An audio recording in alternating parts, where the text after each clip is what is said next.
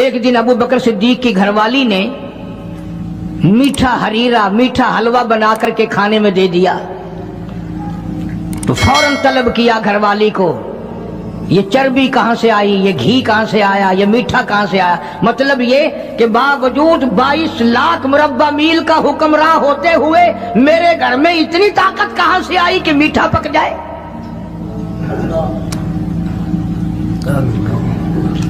میرے گھر میں اتنا پیسہ کہاں ہے کہ میٹھا پکے؟ یہ تم نے کیسے بنایا؟ کہاں سے لائی ہو؟ آج کون پوچھے؟ بازاروں میں دکانوں پہ بیٹھتے ہیں، کارخانوں میں رہتے ہیں، گھر جا کے کبھی پوچھا؟ گھر والی جب مسکرا کر کے رسگلے سامنے رکھتی ہے کبھی پوچھا کہ یہ کہاں سے آئے؟ میں نے تو خرید کے نہیں بھیجے، یہ آئے کہاں سے ہیں؟ کبھی میرے جیسے کسی ملا نے پوچھا کہ یہ تو جو تم نے ختم شریف میں 50 کھانے رکھے ہیں، مرنے والا یتیم بچے چھوڑ گیا، یہ 50 کھانے آئے کہاں سے ہیں؟ حالانکہ قرآن کہتا ہے ان الذین یأکلون اموال الیتامی ظلما انما یأکلون فی بطونہم نارا۔ یتیم کا مال کھانا ایسا ہے جیسا اپنے پیٹ میں انگارے بھر لینا۔ کون پوچھے؟ کیوں پوچھا جائے؟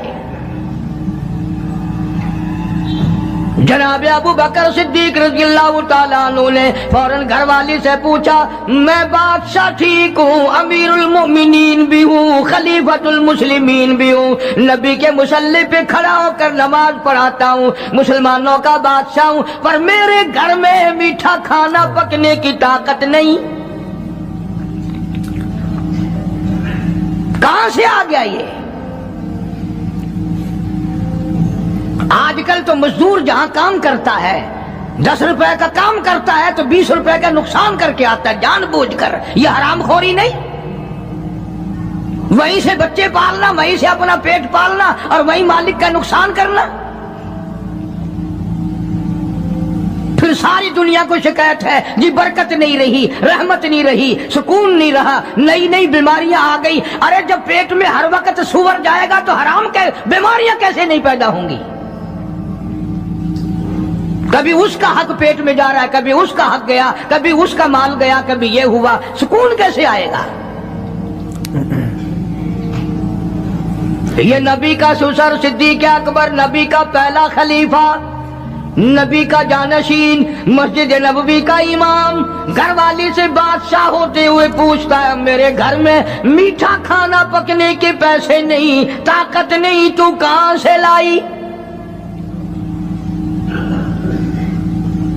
ہم نے کہا حضرت بچے کئی دن سے کہتے تھے امی میٹھا تو کھانا پکا دے ایک دن، امی میں نے تھوڑا تھوڑی آٹے کی چٹکی روز بچائی، کئی دن میں نے آٹا بچایا، گزارا کیا، وہ آٹا بیچ کر تھوڑی سی چربی منگائی، تھوڑا سا میٹھا منگایا، بچوں کے لیے بنایا تھا، آپ کو بھی دے دیا۔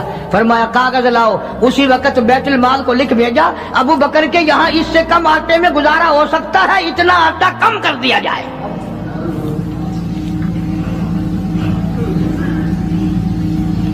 تم کیا جانو ابو بکر کون ہے؟ کبھی کسی بوڑھی نے، کبھی کسی بہو نے، کبھی کسی نے دھی نے کہا کہ آؤ آج ابو بکر صدیق کی نیاز پکاتے ہیں۔ نظر اللہ نیاز حسین، نبی کے یار کا نام نہ لینا کبھی بھی۔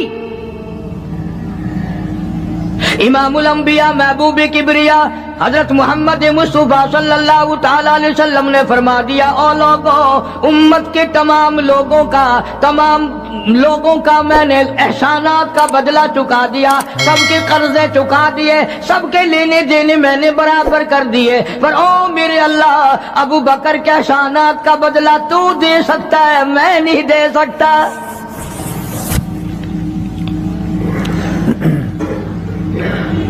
سارا گھرانہ بڑا عجیب ہے، گھر کا گھر بڑا عجیب ہے۔ ہجرت فرما کر تشریف لے گئے، نبی کریم سب کا جو صلی اللہ अलैहि वसल्लम की ज़ात अक़दस के साथ तशरीफ ले गए। सिद्दीक़ अकबर का वालिद जिंदा है, अबू कुहाफा बूढ़ा है, आंखों से नाबीना है, अभी ईमान नहीं लाया हिजरत वाली रात तक, बाद में लाया है। लाठी के सहारे घर आया, पता तो चल गया ना कि रात चला गया नबी के साथ मेरा बेटा, और आके पोतियों को कहने लगा, क्यों अस्मा जी दादा जान, मेरा तो अपना ख्याल ये है कोई टेडी, कोई पैसा, कोई कपड़ा, कोई गल्ला तुम्हारे लिए नहीं छोड़ के गया होगा। बावजूद काफिर होते हुए उस वक्त तक अबू बकर का वालिद मुसलमान नहीं, लेकिन जानता है कि मेरे बेटे को नबी की इतनी मोहब्बत है, वो इतना कुर्बान है, वो इतना परवाना है और इस कदर जानिसार है, कोई शय घर में नहीं छोड़ के गया होगा। सैयदा अस्मा रज़ी अल्लाह ताला अन्हा छोटी सी बच्ची है सिद्दीक़ अकबर की, कहती है कि मैंने एक हीला बनाया, हमारे यहाँ दीवार में एक आला सा मेरे वालिद ने बना रखा था, उसमें पैसे रखते थे, तो मैंने वहां ये मिट्टी के टूटे हुए बर्तनों के ठिप्पर डाल दिए और ऊपर कपड़ा डाल दिया, और मैंने अपने दादा से कहा, नहीं दादा जान अब के तो अब्बा जी ने हद कर दी, बहुत सारा माल हमारे लिए छोड़ के गए हैं। उन्होंने कहा बेटी मेरा यकीन नहीं पड़ता, वो नबी के बगैर एक पैसा तो क्या वो अपनी जान पीछे रखने को तैयार नहीं। उन्होंने कहा नहीं दादा जरा आओ तो सही। कहती हैं कि मैंने अपने दादा का यूं हाथ पकड़ के, दिखता तो था नहीं, उस कपड़े के ऊपर ऊपर फेर दिया कि देखिए ये आला है ना, ये ताक झाड़ा कि सब भरा पड़ा है। ये कहने लगा अच्छा अच्छा अच्छा, बहुत अच्छा किया, तुम्हारा गुजारा हो जाएगा, मुझे बड़ा फिक्र था, मुझे बहुत परेशानी थी, अब मैं बेफिक्रा हो गया कि तुम्हारे लिए तुम्हारा अब्बा खाने पीने के लिए तो छोड़ गया। सैयदा आसमा कहती है हालांकि जिस वक्त मैंने ये कार्रवाई करके दिखाई हम 2 दिन के भूखे थे।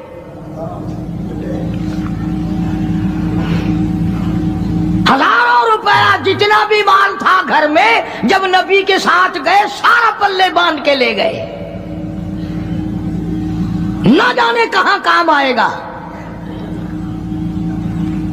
ये वो सैयदा अस्मा रज़ियल्लाहु ताला अन्हा जिसका हाल ये है सारा दिन खजूरों की गुठलियां इकट्ठी करती है, शामन को हामन दस्ते में कूट कर शाम को पानी में घोल कर पी जाती है, सारी रात मुसल्ले पे खड़ी होकर कुरान पढ़ती है।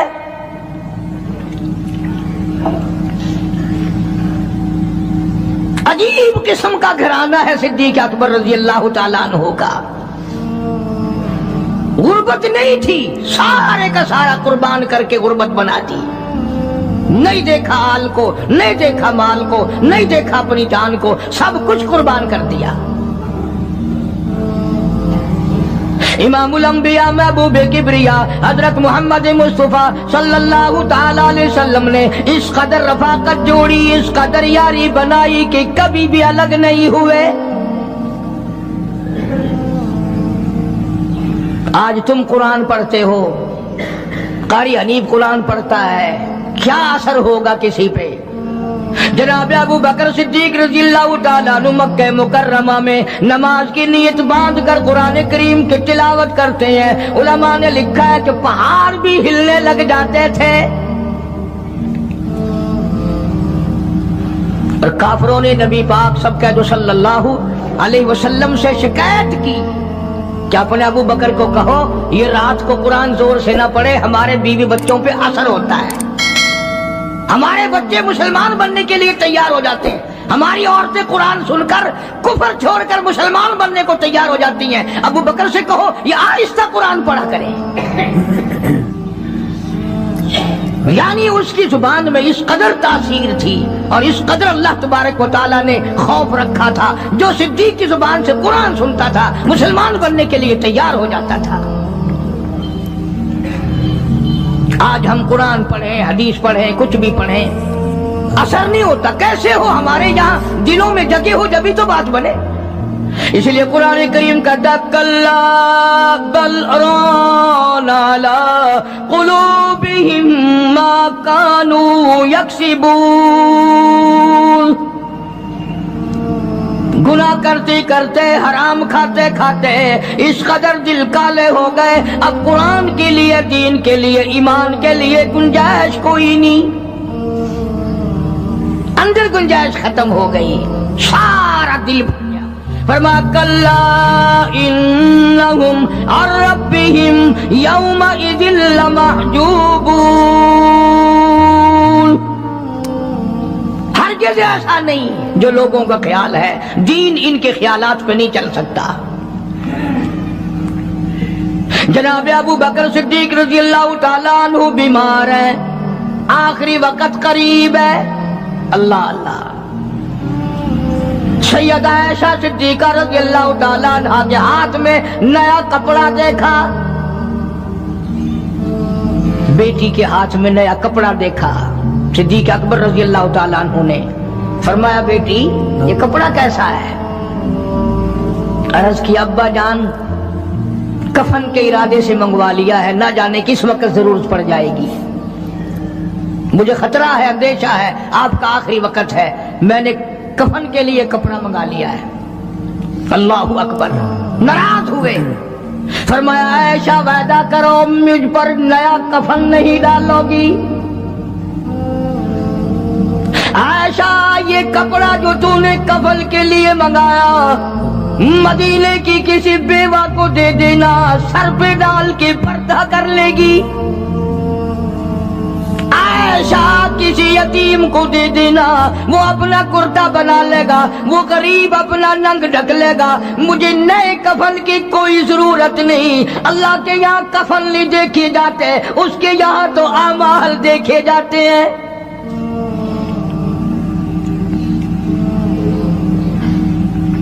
حضرت عائشہ رضی اللہ تعالیٰ عنہ نے اصرار کر دیا، ابا اجازت دے دو، اب تو میں نے منگا لیا ہے، اب تو میں نے منگا لیا ہے، دنیا کیا کہے گی؟ وقت کا حکمراں، وقت کا بادشاہ، نبی کا جانشین کو کفن بھی نہیں ملا۔ پھر دوسرا رخ اختیار کیا ہے صدیق اکبر سب رضی اللہ تعالیٰ عنہ۔ فرمایا عائشہ او میری بیٹی، نبی کریم صلی اللہ تعالیٰ علیہ وسلم کا آخری وقت تیری گود میں آیا، تیرے سامنے آیا، تو نے آقا مدنی صلی اللہ علیہ وسلم کا آخری وقت دیکھا۔ حضرت عائشہ رونے لگی، ہاں میں نے دیکھا، سب کچھ مجھے معلوم ہے، پر عائشہ شہنشاہ کائنات کا کفن بتا۔ اس مدنی کریم صلی اللہ علیہ وسلم کا، دو جہان کے بادشاہ کا، یتیموں کے وارث کا، بیواؤں کے سہارے کا، دو جہان کے سردار، دو جہان کی رحمت حضرت محمد کریم صلی اللہ علیہ وسلم کا کفن بتا۔ حضرت عائشہ رونے لگی، عرض کی ابا جان جن کپڑوں میں سرکار اس دنیا سے تشریف لے گئے ان کپڑوں میں 12 پیوند تھے، 12 ٹاکیاں تھی۔ فرمایا عائشہ پھر تیرا کیا خیال ہے، میرا محبوب ٹاکیوں میں گیا ہو میں نئے پہن کے جاؤں؟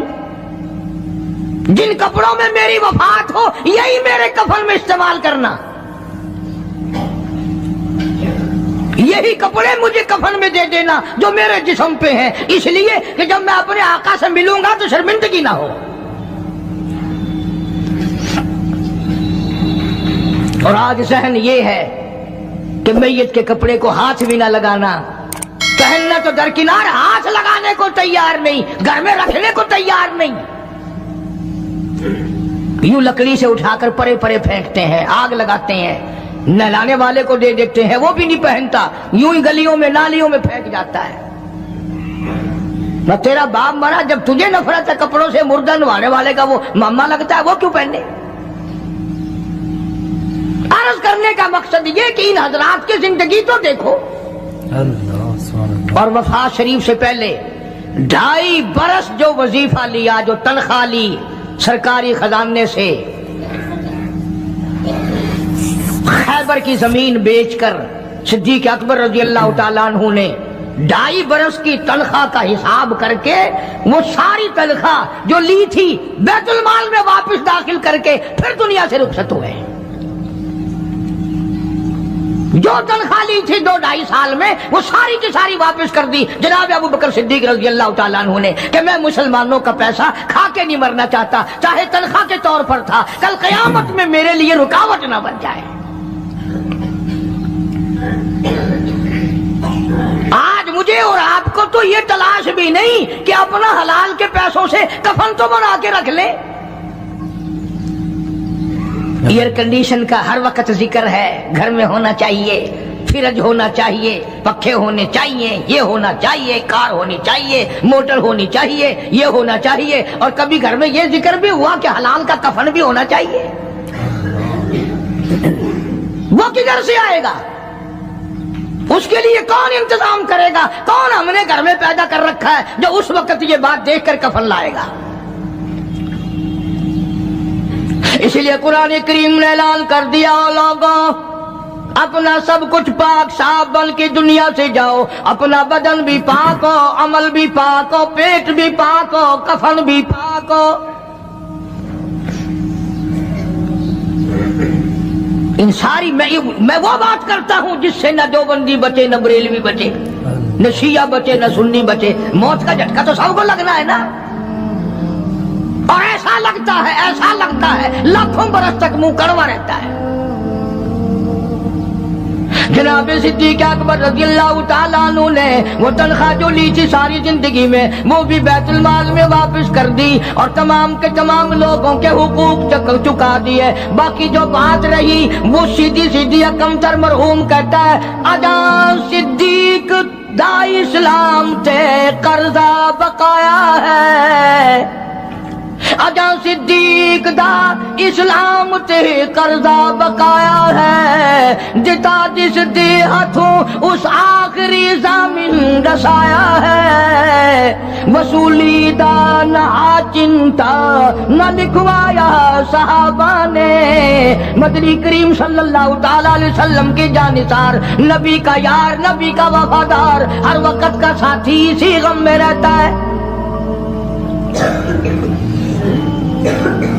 اور وصیت کی کہ مجھے غسل دینا، میرے انہی کپڑوں میں دفن کرنا، اور فرمایا میرا جنازہ اٹھا کر حجرے مبارک کے سامنے لے جانا، حجرے عائشہ کے سامنے لے جانا، توجہ کرنا، نیند نہ کرو۔ اور یوں فرمایا نبی پاک صلی اللہ علیہ وسلم کی جہاں قبر شریف ہے، حضور کا حجرہ ہے، روضہ ہے، دروازے پہ کھڑے ہو کر آواز لگانا، کالی کملی والے صدیق آ گیا ہے۔ فرمایا اگر اجازت ہو تو اندر دفن کرنا، اور اگر اجازت نہ ہو تو جنت البقیع میں لے جانا۔ علماء کہتے ہیں کہ جب میت کو جا کر کے روضہ اقدس صلی اللہ علیہ وسلم کے سامنے رکھا اور آواز لگائی تو دروازہ خود بخود کھل گیا، اور آواز آئی دیر نہ کرو، محبوب کو محبوب سے ملا دو۔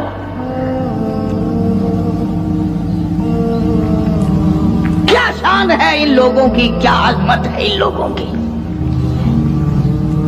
ساری زندگی اس محبت میں، عظمت میں، اکرام میں گزاری جو اس کائنات میں کوئی اس قدر اکرام کر نہیں سکتا۔ مدینہ پاک میں ایک وقت ایسا بھی آیا کہ دشمنوں نے مدینے کے گورنر کو گانٹھ لیا، اس کو رشوت دی، پیسے دیے، اور کہا کہ ہمیں اجازت ہونی چاہیے، ہم روضہ اقدس کو کھود کر ابو بکر صدیق اور فاروق اعظم کی لاشیں نکالنا چاہتے ہیں یہاں سے۔ چنانچہ حاکم وقت نے پیسے کھا کر اجازت دے دی۔ شمس الدین سراج ایک بزرگ ہے جو اس وقت مدینہ پاک یعنی روضے کے متولی ہیں، مسجد نبوی کے متولی ہیں، گنبد خضرا صلی اللہ علیہ وسلم کے محافظ اور نگہبان ہیں۔ وہ فرماتے ہیں کہ رات آدھی جب گزری تو کنڈی کھٹکی مسجد کی، میں نے کنڈی کھول دی تو مجھے حکم ملا کہ تم خاموش رہو، اگر آواز نکالو گے سر اتار دیا جائے گا۔ ایک آدمی اندر داخل ہوا، دوسرا داخل ہوا، تیسرا آیا، کسی کے ہاتھ میں کسی، کسی کے ہاتھ میں गंती, किसी के हाथ में टोकरी, किसी के हाथ में तसला मिट्टी उठाने वाला, सब के सब यूं लेकर दाखिल हो रहे हैं। और मुझे ये कहा गया कि ये जो कुछ करते हैं रोकना नहीं, किसी को बताना नहीं।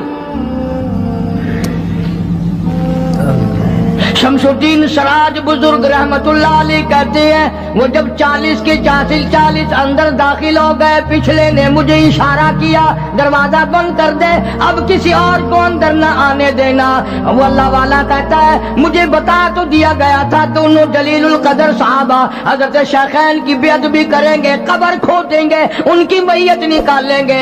फरमाते मैंने दरवाजा बंद कर दिया, मैं सजदे में गिर गया, मौला और मेरा बस नहीं, मेरा कोई चारा नहीं, मेरी हुकूमत नहीं, मेरी फौज नहीं, मेरा लश्कर नहीं, मेरे पास तोप नहीं, मेरे पास लश्कर नहीं। ओ मेरे मौला, मैंने सुना है जैसे नबूवत का मुहाफिज तू है, इसी तरह सिद्दीक की सदाकत का, फारूक की अदालत का भी तू ही निगहबान है। मौला मेरी मौत भेज दे, मैं ना देखूं।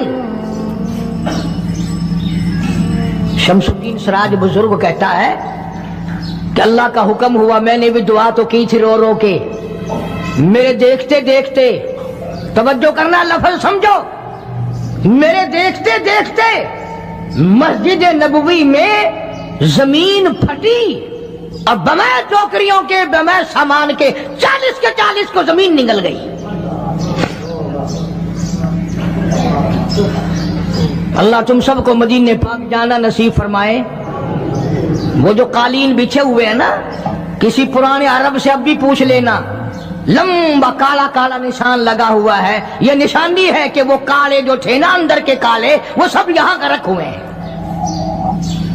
यानी खुदा सिद्दीक अकबर का, फारूक आजम का, नबी के यारों का इतना बड़ा मुहाफिज है, जो बदनीयत से आए थे उन सबको जमीन निगल गई।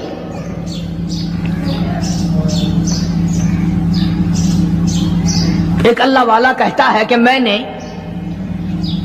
मदीने पाक में हाजिरी दी और हुजूर करीम सल्लल्लाहु अलैहि वसल्लम के रोज़े अक़दस पे सलाम पढ़ा, और मैं सिद्दीक अकबर के मौजा शरीफ के सामने खड़ा होकर सलाम अर्ज कर रहा था, पढ़ रहा था। मैं जब वापस हटने लगा तो एक आदमी मुझे कहने लगा, आप कहां से आए हैं? उसने बताया कि मैं फलां जगह से आया हूं। कि आप बड़े नेक आदमी मालूम होते हैं, बड़ा अच्छा सलाम पढ़ रहे थे, तारीफ अच्छी कर रहे थे, मेरे यहां खाना खाने चलो। अल्लाह वाला कहता है कि मैं उसकी बातों में आ गया कि चल भाई, मदीने का आदमी है, मदीने का आदमी है, दावत कर रहा है, इनकार करूं तो सुन्नत के खिलाफ। उन्होंने कहा चल भाई, ले गया और वहां जाकर एक मकान में उस अल्लाह वाले को बंद करके, कोठली में उसको जंजीरों में बांध कर उसकी जुबान काट दी। तूने सिद्दीक की इतनी तारीफ क्यों की? और फिर छोड़ दिया कि जा सिद्दीक से ठीक करा के दिखा। वो फिर मस्जिद नबवी में आया। वो खुद बयान करता है कि मैं रोज़े अक़दस सल्लल्लाहु अलैहि वसल्लम के सामने खड़ा होकर रो पड़ा, काली कमली वाले तेरे यार की तारीफ की, मेरी जुबान कट गई। रियाजुल जन्ना में बैठ कर रोता रहा, दुआ करता रहा, और वो जो जुबान काट के अलग की थी वो भी उसके हाथ पे रख दी थी उस काटने वाले ने। कहता है कि मुझे थोड़ी सी नींद सी आ गई, गनूदगी सी तारी हो गई, तो मुझे फौरन हुजूर करीम सबके सल्लल्लाहु अलैहि वसल्लम की ज़ियारत हुई, दीदार हुआ। फरमाया क्यों रोता है? ये कटी हुई जुबान मुझे पकड़ा, मैंने हजरत के हाथ पे रख दी, आपने मेरे मुंह में रखकर फूंक मार दी। फरमाया अल्लाह ठीक कर देगा।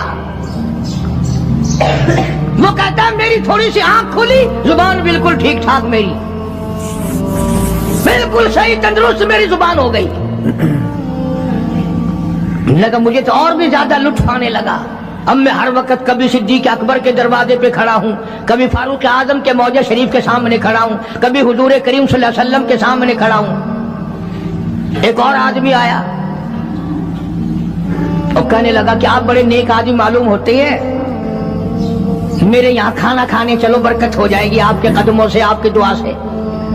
وہ اللہ والا کہتا ہے کہ میں نے تو سوچا کہ وہی ہوگا تو ٹھیک ہے, پھر کٹواؤں گا صدیق کے نام پر زبان, پھر کٹاؤں گا, پھر مزہ آئے گا. لگا میں اس کے ساتھ چلا گیا. جس وقت مجھے اس مکان میں, وہ اسی مکان میں لے کے گیا, میں سمجھ گیا کہ آج پھر وہی وقت آ گیا. لیکن مجھے وہ مکان میں کھڑا کر کے کہنے لگا, کیا پہلے بھی آپ اس مکان میں تشریف لائے ہیں؟ کہ جی ہاں.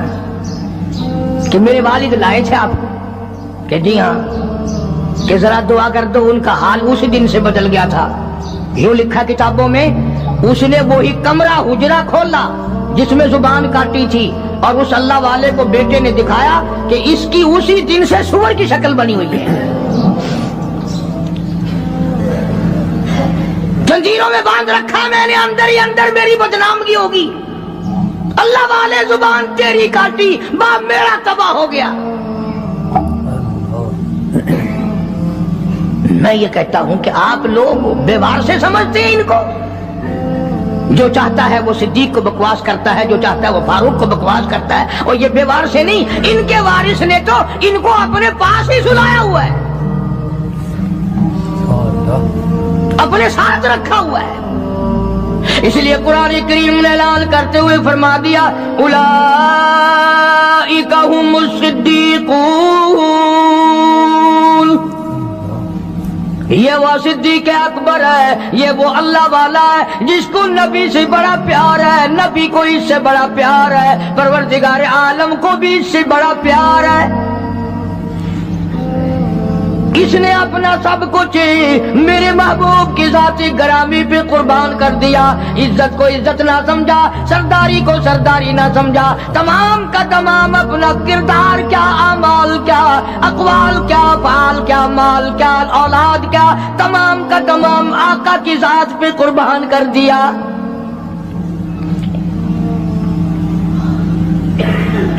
یہ تو اتنا غیرت والا گھرانہ ہے, یہ تو اتنا شرم والا گھرانہ ہے. حضرت عائشہ صدیقہ سب کا رضی اللہ تعالی عنہا فرماتی ہے, میں نے خواب دیکھا, میں نے ایک خواب دیکھا حضور کریم صلی اللہ علیہ وسلم کی زندگی میں ہی. آسمان سے چاند اترا اور میرے حجرے میں آ گیا.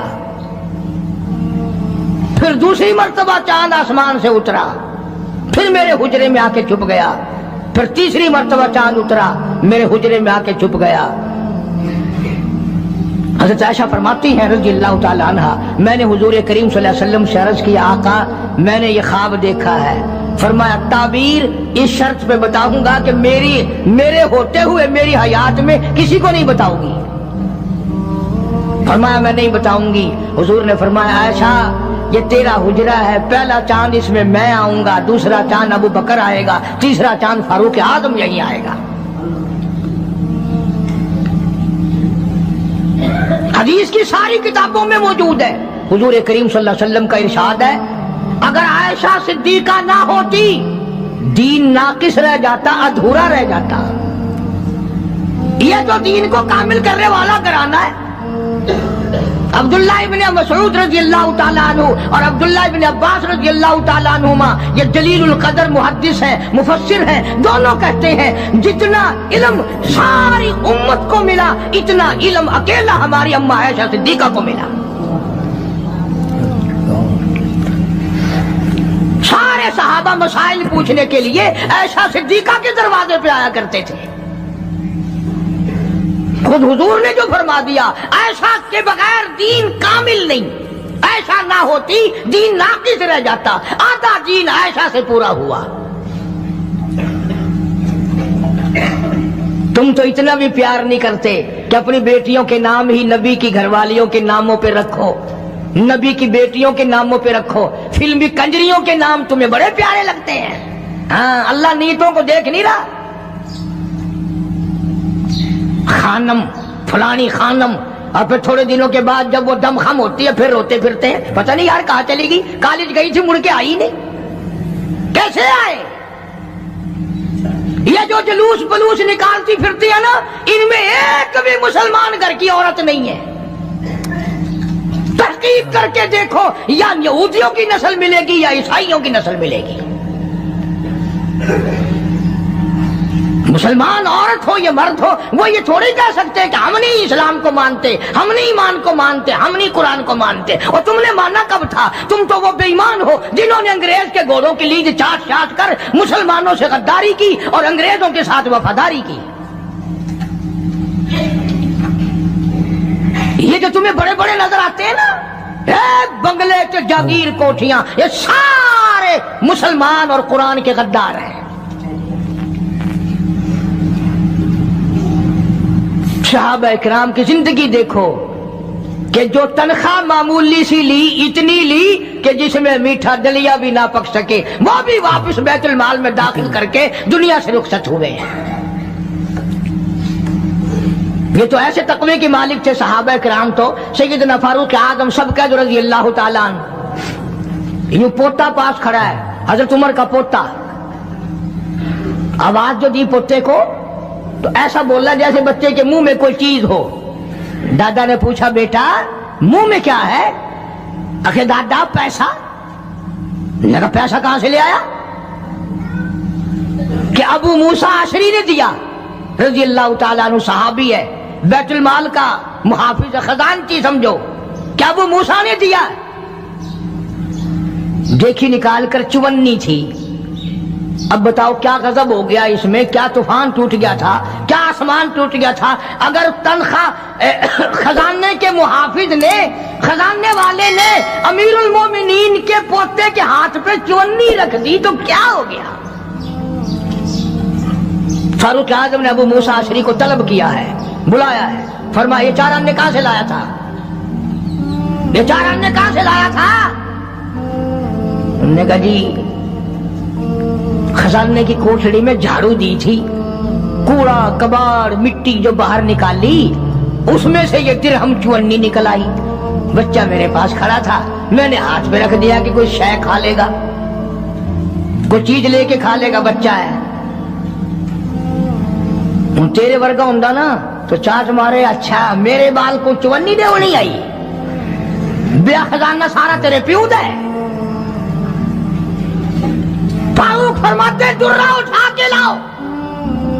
ابو موسیٰ اگر تو نبی کا چہیتا صحابی نہ ہوتا، کوڑے مار مار کر تیرا چہرہ بگاڑ دیتا. اور قوم کے خزانے کی 54 دینے کے لیے تجھے میرا ہی پوتا ملا،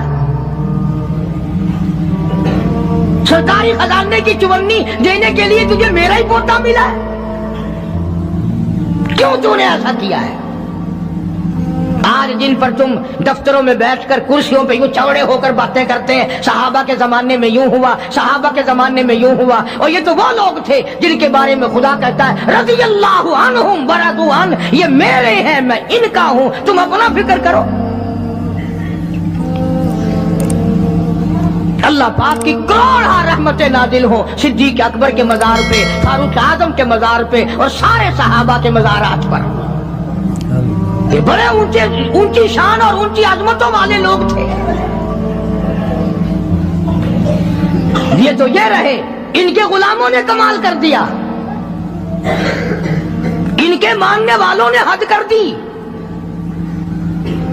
مولانا جعفر تھنیسری رحمت اللہ علیہ لکھتے ہیں جو انگریز کے مقابلے میں لڑے کہ میرا مکان بھی انگریزوں نے چھین لیا، میرے چھوٹے چھوٹے بچوں کو گلے سے پکڑ کر باہر پھینک دیا، میری زمین کرک کر لی اور میرے پیروں میں 20 شیر لوہا ڈال دیا، اور امبالے سے لے کر لاہور تک گھوڑوں کو مارنے والی چابک مار مار کے لاہور لایا گیا. اس کے بعد فرماتے ہیں کہ ہمیں حکم ملا کہ جعفر تھنیسری کو پھانسی دی جائے گی. فرماتے ہیں جس دن وہ وقت آیا، میں نے رات کو اپنے پلاٹ میں علاقے میں جیل خانے میں جو درخت پتے کھڑے تھے، میں نے رات کو پتے چبا کر روزے کی نیت کر لی، کل مجھے پھانسی آئے گی، میں اپنے اللہ کی حضور میں روزہ دار ہو کے جانا چاہتا ہوں. फरमाते हैं बजाय फांसी के पकड़ के बाहर ले गए, इतना मारा सारा दिन होश न आया।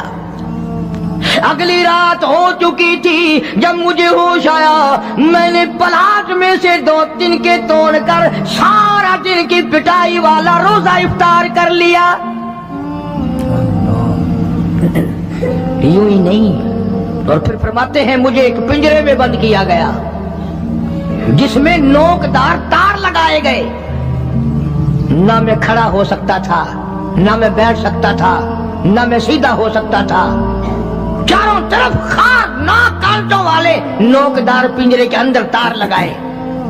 मुझे यकीन हो गया कि मेरा आखिरी वक्त है। फरमाते हैं मैं हर सांस में दुरूद पाक पढ़ने लगा। तमन्ना थी, आका तेरी जात पे दुरूद पढ़ते पढ़ते मैं दुनिया से चला जाऊं। फरमाया मैं पढ़ता रहा, मुझे खश आया, चक्कर आया, बेहोशी आई, मैं नोकदार तारों पे गिरा। उधर मुझे इमामुल अंबिया का दीदार मिल गया,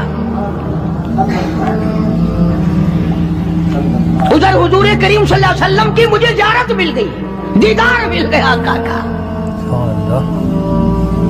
किसी ने पूछा मौलाना जाफर थनेसरी से फिर दिल में क्या बात आई?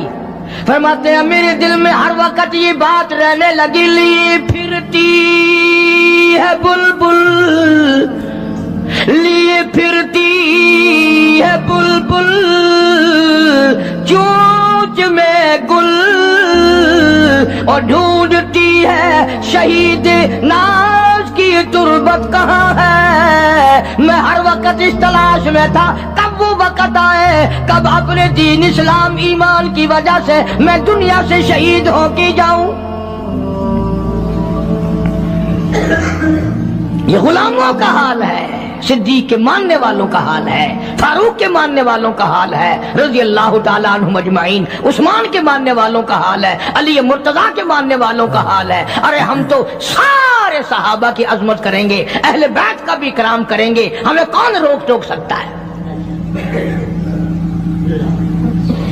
सहाबा इकराम के मामलात में दखल अंदाजी ना करो। बड़ा अफसोस लगता है, जमीनों के वारिस मौजूद हैं, मकानों के वारिस मौजूद हैं, दुकानों के वारिस मौजूद हैं, कोठियों बंगलों के वारिस मौजूद हैं, बागों और बहारों और ट्यूबवेलों और मोटर गाड़ियों और तमाम चीजों के वारिस मौजूद हैं। ऐ काश आज अबू बकर के सिद्दीक के वारिस भी जिंदा होते, आज फारूक आजम के वारिस दुनिया में होते। किस शान से जिंदगी बसर की। आखिरी बात अर्ज कर दूं, मैंने एक बात जुमला कहा था कि ये घराना बड़ा गैरत वाला है। हज़रत आयशा रज़ी अल्लाह ताला अन्हा फरमाती हैं कि पहले तो मेरे हुजरे में जनाब रसूल करीम सल्लल्लाहु अलैहि वसल्लम दफन हुए, फिर सिद्दीक अकबर रज़ी अल्लाह ताला अन्हु दफन हुए, तो मैं जाया करती थी। फरमाती हैं जो फारूक आजम दफन हुए उसके बाद मैं हुजरे में बगैर पर्दे के ना गई, मैं बगैर पर्दे के न गई, इसलिए कि आका मेरे खामिन थे, सिद्दीक मेरा बाप था, फारूक आजम गैर थे और गैरत वाला जवान था, इसलिए मैं अपने हुजरे में बगैर पर्दे के इसलिए कभी ना गई कि मुझे फारूक आजम से शर्म आती थी। आयशा सिद्दीका कब्र वालों से हया करती थी। और आजकल ये टेलीविजन पे नाचने वाली वीसीआर की लानत ने मुसलमानों का बेड़ा गर्क कर दिया है। याद रखो ये बात, चलाओ घर घर में वीसीआर, अगर मरते वक्त तुम्हें कलमा मिल जाए तो हमें कहना। तुमने खुद अपने घरों में बदमाशी फैला दी, लानत फैला दी। अल्लाह तबारक व तआला की सारा दिन कंजरियों की आवाज आती है, लानत बरसती है। कुरान पढ़ते हुए फांसी लगती है, दुरूद पाक पढ़ते हुए तुम्हें नाग लड़ता है। नमाज घर का घर नहीं पढ़ता, गाना बजाना बदमाशी हरामखोरी ये मुसलमानों के घर है। आज अगर कोई मुसलमान हुक्मरान होता फिर पता चलता कि इस्लाम क्या होता है और ईमान क्या होता है। ये तो शुक्र करो, जैसी रूह वैसे ही फरिश्ते, हाँ जैसे हम हैं ऐसे ही हमारे हुक्मरान।